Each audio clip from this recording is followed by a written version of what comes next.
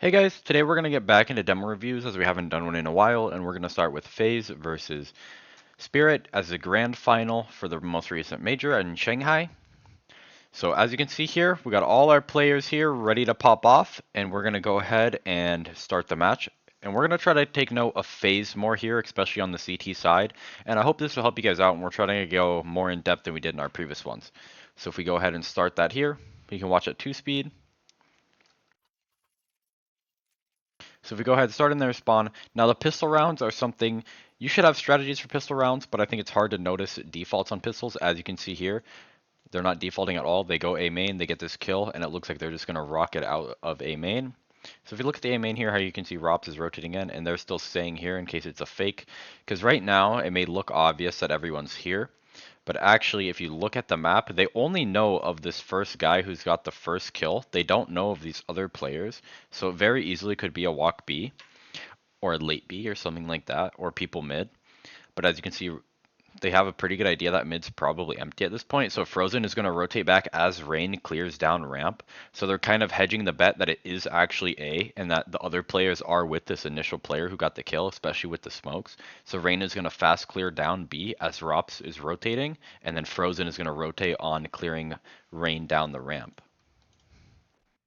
We're going to get more into the round, and it looks like they got smoked off. So one of the CTs probably had a smoke here. So now as you can see, Chopper's walking back, and as you can see, Rain has cleared all the way down to here. But they're not committing out A yet, they're staying mid, as they have one lurking back towards B and one lurk in A main, and it looks like they're grouping up to go towards mid. So then this fight right here is probably going to be fairly important on how the round ends. So you can see how that goes, and it looks like Rain is just going to either had heard him walking, it's going to jiggle and kill him. So then now we have these players that are going to be walking out mid on that kill, and it looks like they're going to be running up short because they know Rain was deeper, so they know that he's probably only the B player. But he actually had rotated back. He's going to be shut down by Magic, and then they're going to have this B in the post plant. But by the time this happens, the CTs are already fairly aware that this is happening, so they're going to rotate back fairly quickly. And then now they're in this, they know that this player was A earlier, and they know after this 3 clear mid, he's either late mid or he's going to be late A. They know it's very unlikely he's going to be ramp. But let's see if they recognize this. So yeah, Rops is fully ready for this right now. Like I said, they're very sure that this guy's going to be flanking from the A site off having the kill of the B ramp. And Rops is absolutely going to be right in that assumption. And now they know this last guy's here with bomb. So now they're just going to lock him down. And you want to make sure that you do this as well. Keep in mind, Karrigan here is the IGL of FaZe, and Rops is one of their best fraggers. He's one of their best aimers. So having Karrigan take the contact for Rops to make the kill much easier for Rops. So as you can see, Rops is to the left, Karrigan takes contact, and Rops is there to really easily kill him and trade him as Karrigan is taking the shots. But Karrigan's going to shut him down in this circumstance. But that's something to keep note of as well. I don't think it's the best idea to have your IGL be like the hard dedicated entry. I think it's good to have him as a lighter entry or a second entry. But I think it's very good that if there's only 2 people live, 2v2, 2v3, something like that. I think it's very nice to let your IGL take first contact, get the information, and then you'll be easier to have kills for the star players. I think is something that is very noteworthy. So let's go ahead and just fast forward, keep going here. Now, as we can see, since the terrorists did not get a bomb plant, they're not going to be able to buy into these force buys. So they're probably going to have to do something a little more gambly here to try to get a bomb plant, but it looks like they're actually playing fairly default here. So both teams are playing fairly default, and it looks like the T's are just trying to snuff out a push. And I'm sure Shiro can hear this guy running up, so we can fast forward through this pretty quickly because they're not going to have any money to do anything. And as you see, the gamble play they're going to go for here is they're going to go for this an A play again with multiple players. But Robs here has the A4. They're going to try to go for some boost plays up on here. They're actually boosting quite a lot of players. Now this is what I'm saying. You got to recognize when you're in full eco and stuff like that. You got to go for really gamble plays. So like in a rifle round, you would never boost 3 people here. That would be outrageous. But because they boost people here, they're going to try to drop. Because what they want to do is they want to pull Rops' aim onto the people dropping so the people in the back have a chance of killing him. So in this chance, as you can see, the person dropping pulls his aim, Shiro gets a dink on him, Donk then gets a deagle shot on him, and Rops actually almost dies here. And as you see, this is another really good thing you need to take note of. When Robs kills the first two people and his contact is done, and he knows his contact is done, he tucks in the left corner and he fully hides. He lets his teammate come in and get the kill so he doesn't die here. And it's so valuable that he lives here and does not have to rebuy a gun, that he gets to save his utility that he has. He gets to save his armor. It's so valuable. And I don't think a lot of players know how valuable it is in some rounds to just live through the round. To like a lot of people will go for the ace or go for the crazy play or whatever or go for the fourth kill, but Robs knows 9 times out of 10 it is so much, no, 10 times out of 10 it is better to hide in those situations because you absolutely do not want to hurt your economy at all. So that's very good to see from Robs. So as we go into this next round, now something else that's really important here is if you saw at the beginning, now the CT side is playing with MP9s and FAMASs versus all AKs because the Ts didn't get a plant.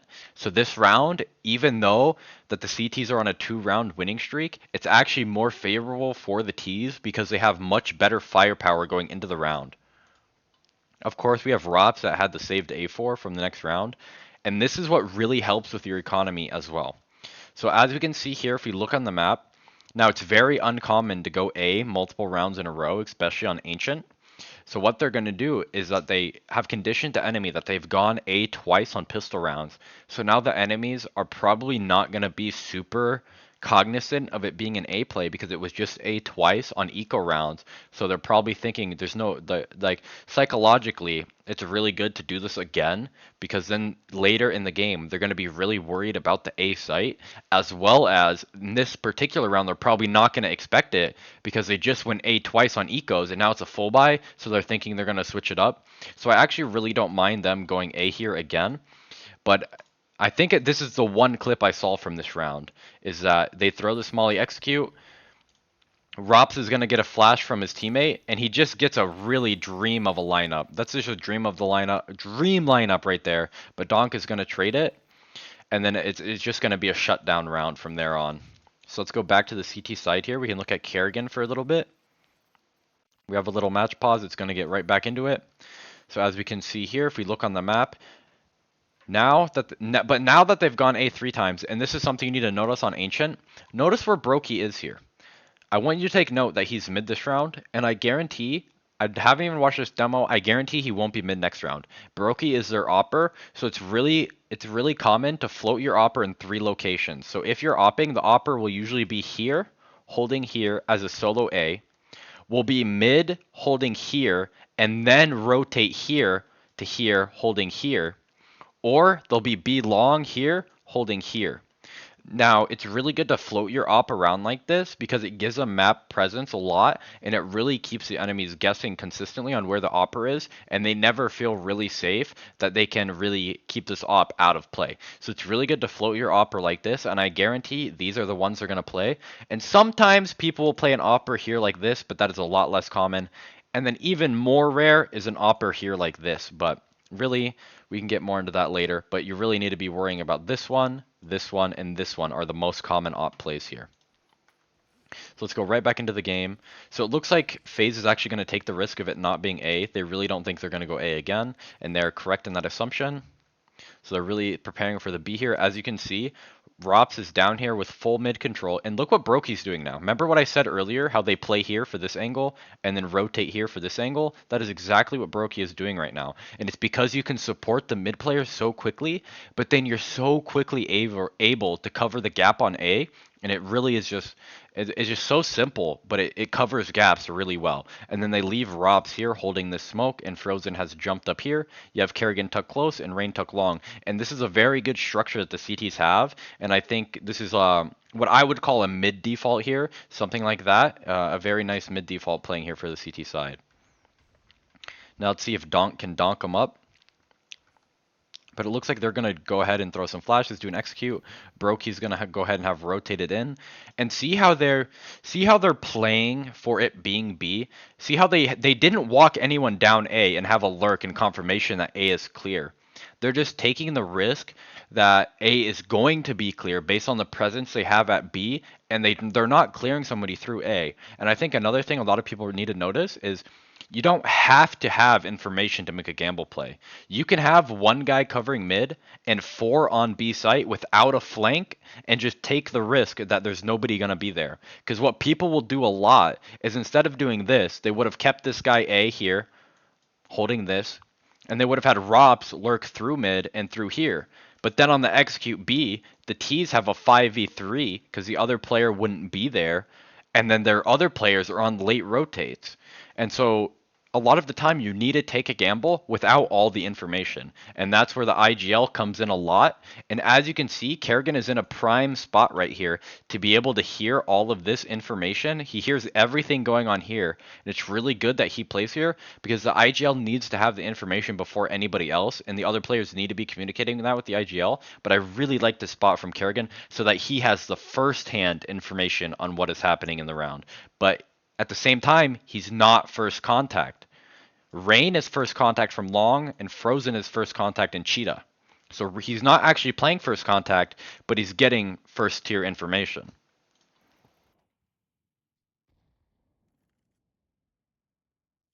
So we can see how this plays out. It looks like they're going to have to end here. We have some fights into Cheetah that get traded very quickly. And now Rops here puts him in a harder spot because now he has to worry about this and this because they're not sure everybody is here. And then it pulls Brokey back to help support Rob so he doesn't have as much to worry about. So as you can see, they were all here. They didn't pressure Cheetah. And then later in the round, they came back to Cheetah and started pressuring it. So I think that's something that you need to take note of is sometimes you got to give something and then retake it a little bit later to create that pressure, which then disrupts the defaults of the CTs here that now have to rotate back to mid to support their player who's mid. They're going to go ahead and re-smoke ramp here.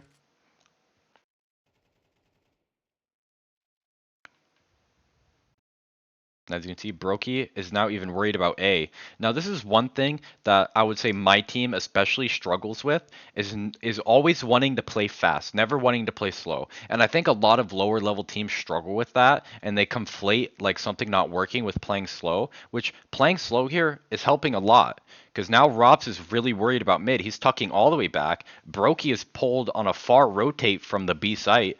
And now they have a 4v2 onto the B site. And it's all because they are denying this information. They have no idea if somebody's walking up A right now. They have no idea if there's 2 here and 2 here and they're going to go ahead and split B really fast. They have no idea where all the T's are because all the T's aren't making themselves known at the same time. Like, this could easily be two T's right here. It could easily only be 2 people right here because the T's are not all making noise. And when they throw utility, it could be utility that multiple people could be throwing, but it's utility that one person could also be throwing. So it really worries the CTs here about this rotate, but they're still going to play the gamble that it's not A. And they're just going to go ahead and set up here. Waiting, they're going to still be playing for the B, but they're worried that it might be a split as well. And if you see now, Brokey is also really worrying about this A flank.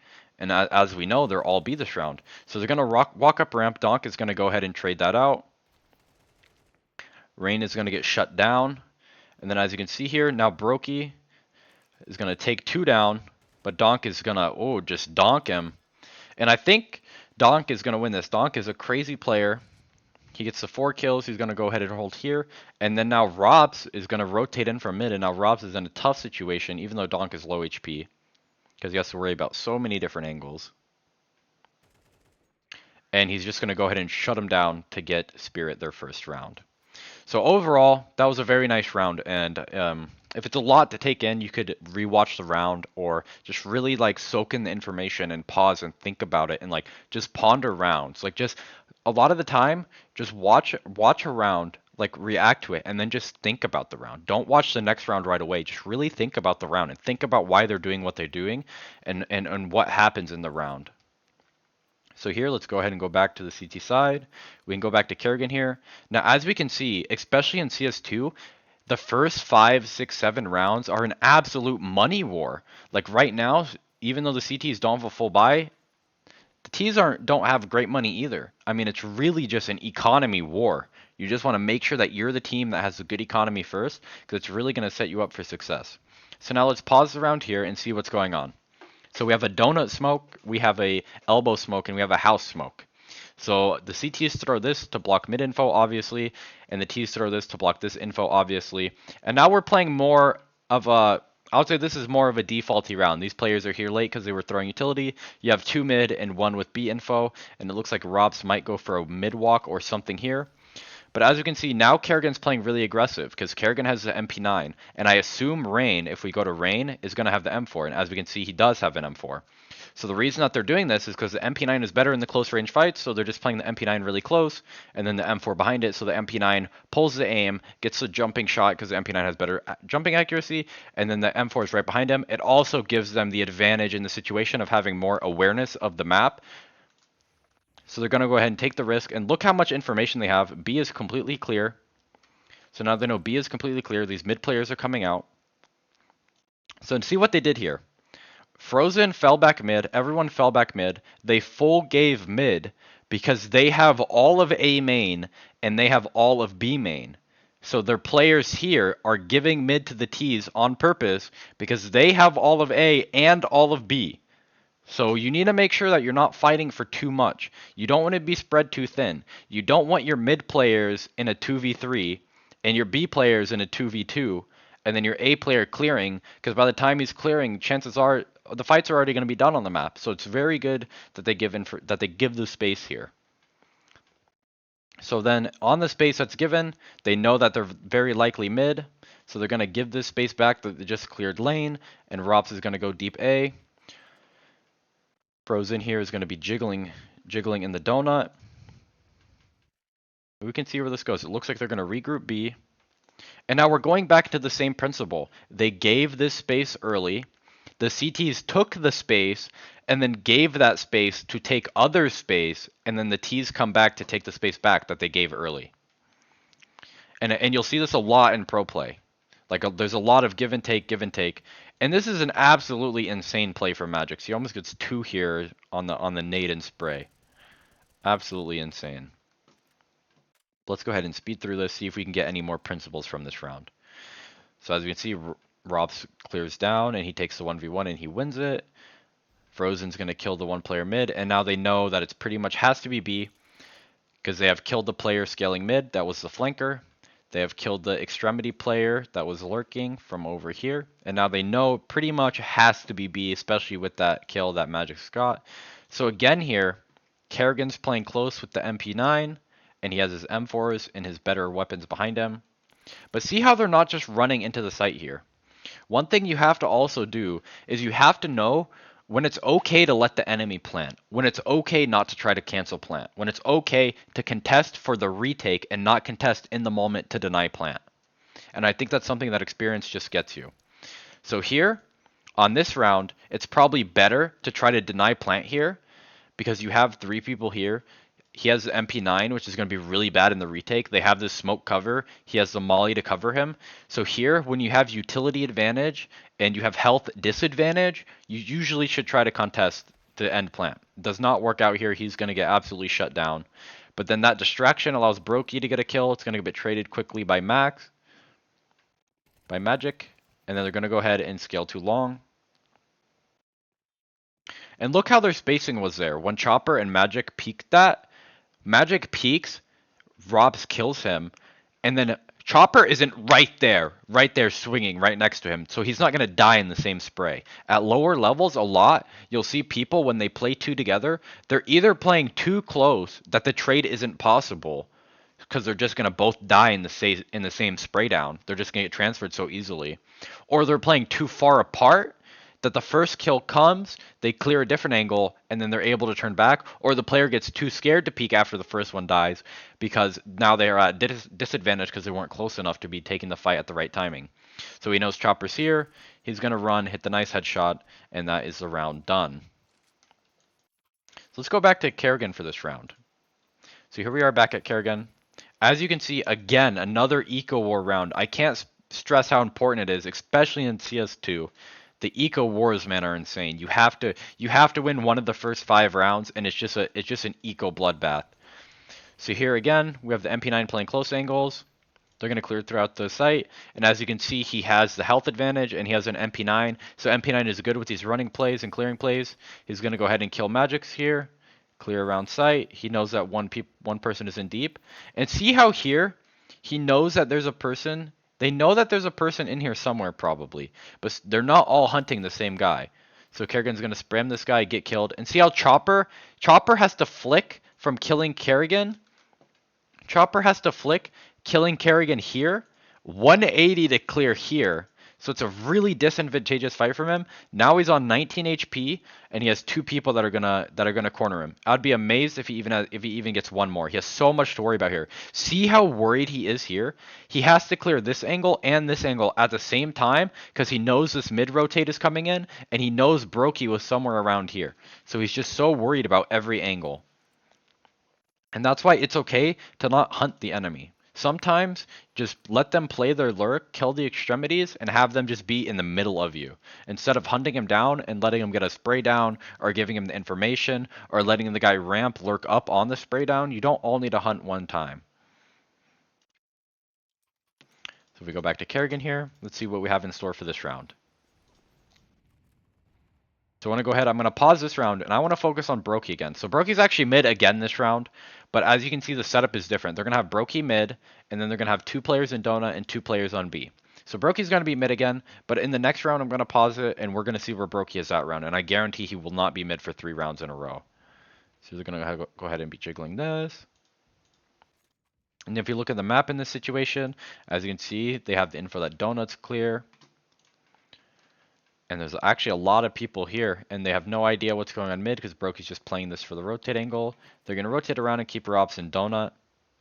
Then they're going to go ahead and re-clear mid. They gave mid early. They're going to come back, re-clear it. Then they find out it's very likely B if Rops has Donut and mid is clear. And they're going to be correct in that because, as you can see, we have the CTs coming up. And notice how the CTs, look at that, pistol there, pistol there, pistol there. And see that they're on pistols. Look where they are here. None of them are on site. Remember that rifle round Karrigan was here? Remember that rifle round Rain was here? Remember Rops was here in Cheetah? See how they know they're against pistols and they completely switch it up. Now they're all the way back site.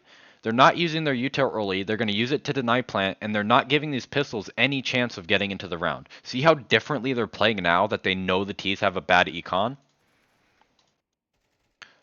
And it's going to absolutely shut down the T's, I assume. I assume it's going to shut them down, but we're going to have some nice shots here.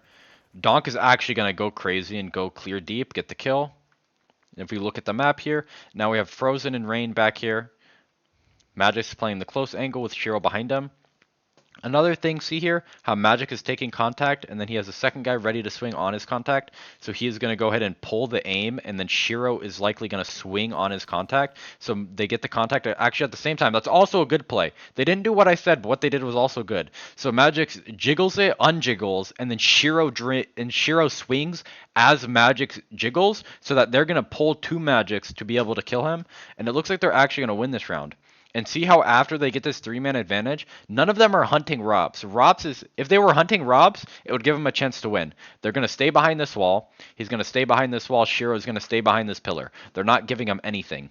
Another thing I see a lot of people make mistakes in is in rounds like this, you do not want to give the enemy anything at all. You want them to get out of there.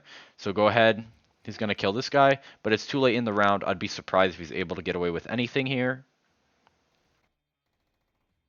He's not. He's just going to let them save. He's going to save. He's going to get hunted down and very likely going to die here, which he is. So now let's go to Brokey this round. We can go ahead and fast forward here. Looks like we have a little bit of timeout. Oh, he only has a Deagle this round. So let's see what they do here in this Deagle round. Now, as we said, those equal wars are crazy, man. You have to win one of these rounds in the first 5-6 rounds.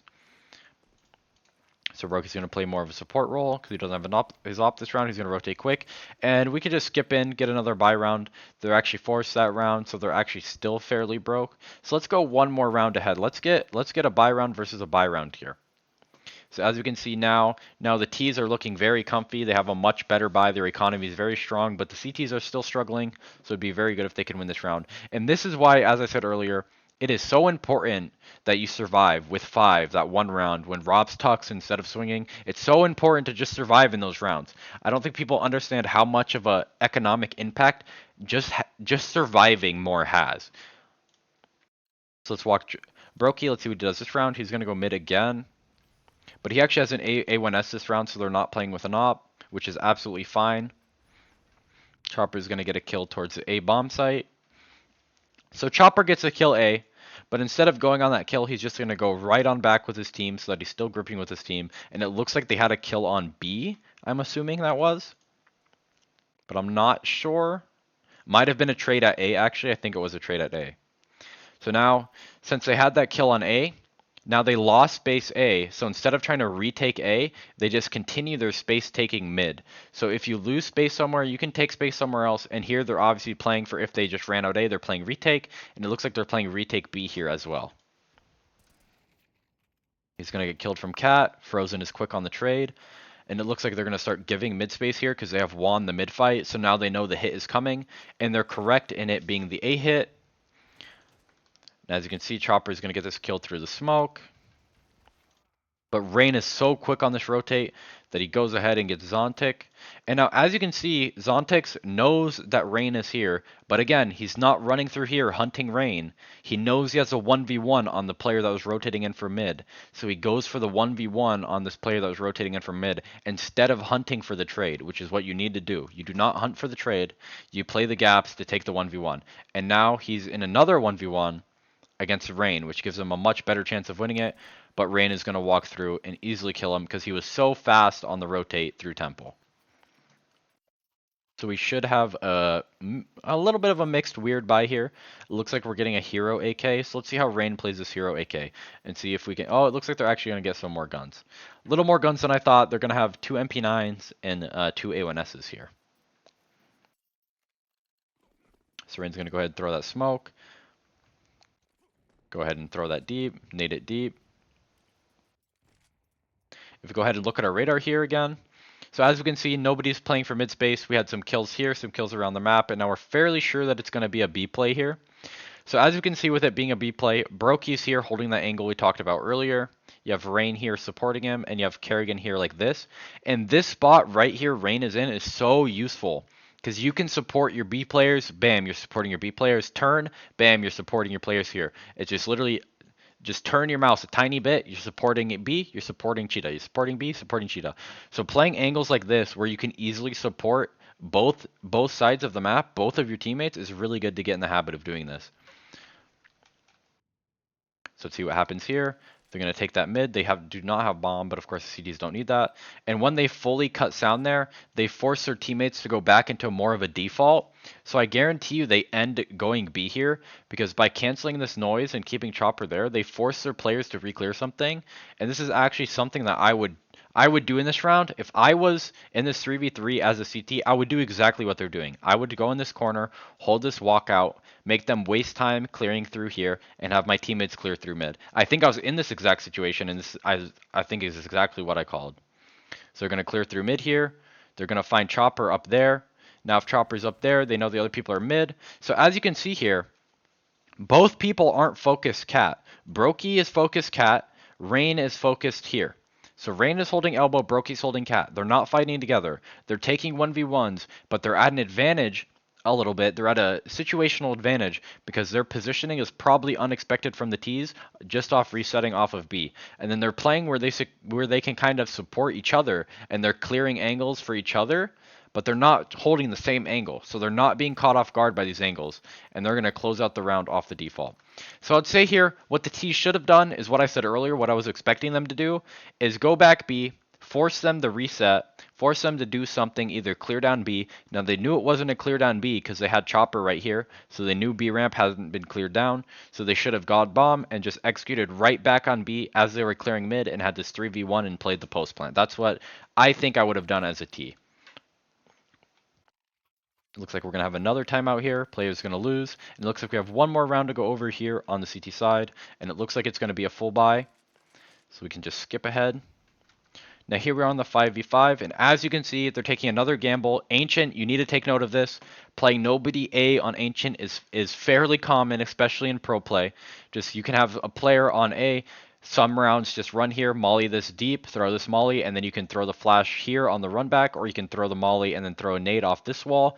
Just any combination of utility here, and then sometimes you can not even be A. You can learn smoking here. You can smoke here from CT, you can smoke it from Temple, you can smoke it, just run out Donut and throw it. Just smoking this, using util A main, and then some rounds you don't even need to use utility A main. Just don't go A at all. But then when you are playing A, sometimes, remember that round Robs played here? He played A with no utility, no contesting, and he just hid so that they're not sure if somebody's A or not. But then some rounds they'll play with utility and let them know that somebody's A. It's another thing to take note of, and we accidentally went backwards. So let's go ahead and skip back forward to the round we were at, which I think was this one. One more. We're on the last round of the half. Here we were. And then now let's get right back into this round.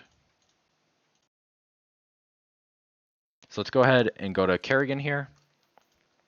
Had that little bit of a timeout. Every player is going to ready up. And now they're going to go ahead and head toward this B site.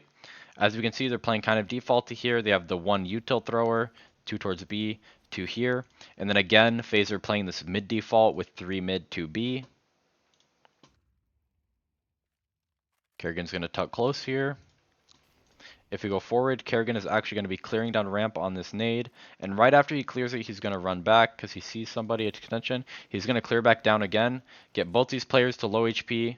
And now all their players are going to be rotating in, because if you get a situation where you have 2 kills on the main site, you know somebody's in extremity, so you know that you have probably a 5v2 here, 4v2 at the worst, which is, seems like they have Zontic here cutting off this lurk from Robs, so they're both playing kind of the extremities. And then on the main site you have Rain and Brokey, and you have Magix and Donk, as well as everyone else here, so really Brokey and Rain here.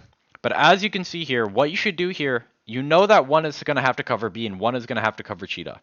So you should probably go all ramp or all Cheetah. Or you should go like 3 ramp and 1 holding the walk down. So I'm curious to see what they do here. So let me stop my jabbering and see what they do here. And it looks like they're just going to set up utility to go ahead and do a full execute through ramp.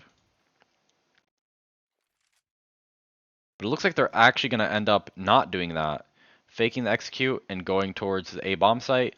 So as you can see, after they throw that utility, as his teammates are rotating towards A, he is going to take a fight when his teammates are deep, like when you have one teammate in A main, then that he's taking the timing to take this fight. So then you have the utility, you have the contention, but then the rotates are already really right here at the A site. So this is actually really well played. I don't hate this at all. So now they're deep here. And look where Robs is playing. He 100% hears everything in this area. He's hearing everything right here. So he's probably calling right now to them that it's A. He probably hears all 3 of them running. He's saying right now. And there he goes. He says it. His teammates are full sprinting back. And as you can see, Rops is not taking the space alone. He calls for the rotates. He's playing the same angle. He's actually jiggling mid here. You see how he's playing the extremities. He's jiggling mid. He's not fighting for this B bomb site. He's trying to get this lurker mid, kill him, and then have this 3-on-3 on the site and playing for retake. So we're going to go ahead and play back. They know they have low time, but now they're starting to worry that the time is so low that it might be B.